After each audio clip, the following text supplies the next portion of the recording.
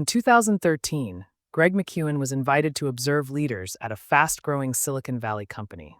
Everyone there was talented, driven, and busy, yet the organization was quietly breaking down. Projects were multiplying, priorities were constantly shifting, and despite working longer hours, people felt less effective. One senior executive told McKeown something revealing. He said, "I feel like I'm doing more than ever, but it somehow matters less." This moment became the seed for Essentialism. The book struck a nerve because it named a silent crisis of modern life.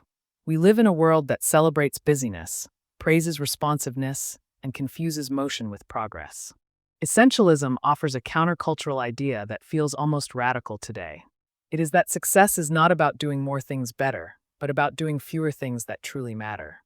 In this summary, you will learn how to cut through clutter, reclaim focus, and design a life where your energy goes toward what actually counts. The foundational principle. At the heart of essentialism is a single powerful principle: less but better. Greg McKeown argues that almost everything in our lives is non-essential, and only a small number of things truly matter. The tragedy is that we rarely pause long enough to distinguish between the two. Instead, we say yes by default, spread ourselves thin, and mistake being busy for being valuable. Essentialism is not about minimalism in the aesthetic sense, nor is it about laziness or doing less work. It is a disciplined pursuit of the vital few over the trivial many. An essentialist does not try to do everything. They choose deliberately, invest deeply, and accept trade-offs consciously. And this shift changes everything. When you stop trying to keep up with every demand, you reclaim your time, your energy, and your clarity. Essentialism teaches that if you do not prioritize your life, someone else will do it for you. Key lessons and applications. First, the disciplined pursuit of less. The first major lesson of essentialism is learning to challenge the assumption that we must do everything. Modern culture subtly teaches us that success comes from saying yes more often, working longer hours, and being endlessly available. McKeown calls this the undisciplined pursuit of more. Essentialists replace this mindset with discipline. They recognize that trade-offs are unavoidable. Choosing one thing always means choosing not to do something else, whether we admit it or not. The difference is that essentialists make those trade-offs deliberately rather than by default. Instead of reacting to every request, opportunity, or crisis, they pause and evaluate.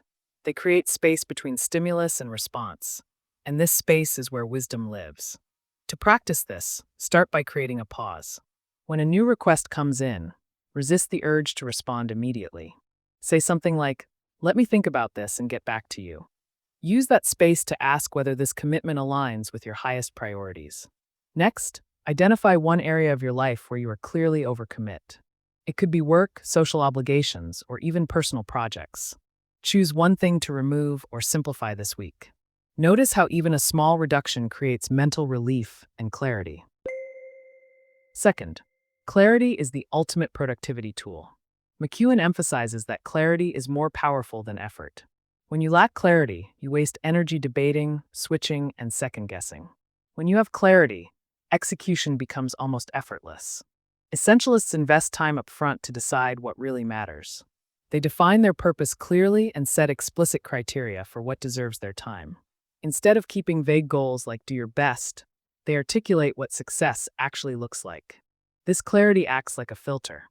Opportunities that do not meet the criteria are automatically eliminated, reducing decision fatigue and distraction. To practice this, write down your top priority for the next 3 months. Not 10 goals, not 5, just one. Be specific.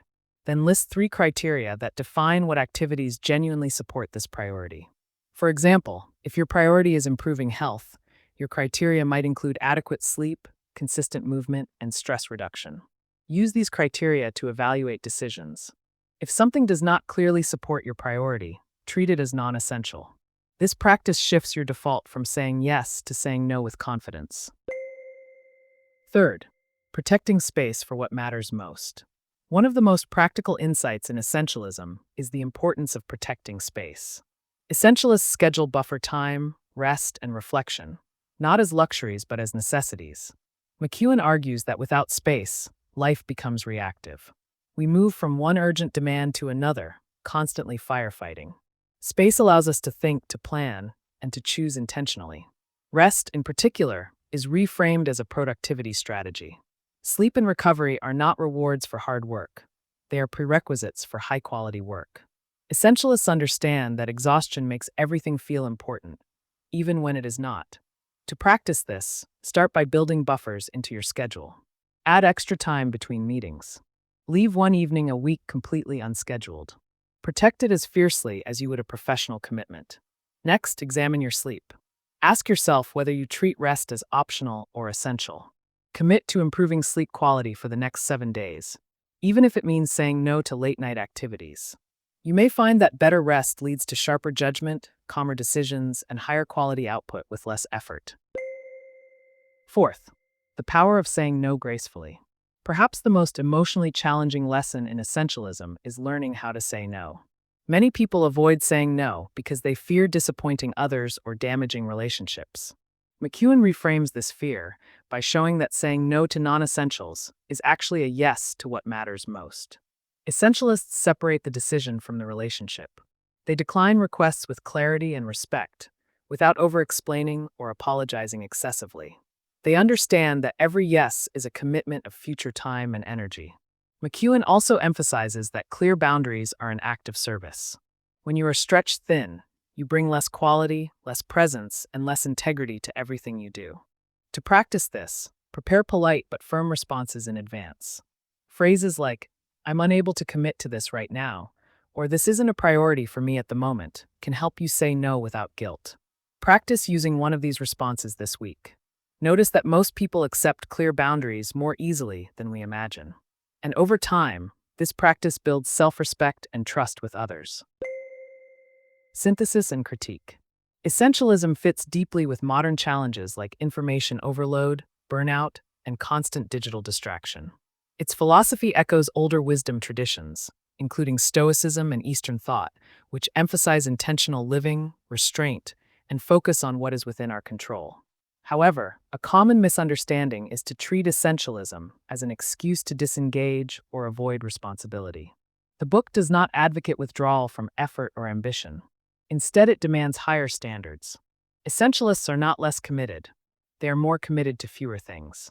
Another caveat is that saying no is easier when you have privilege, autonomy, or seniority.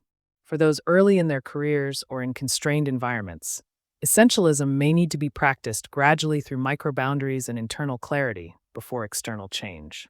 Ultimately, the book's power lies not in any single tactic, but in its mindset shift.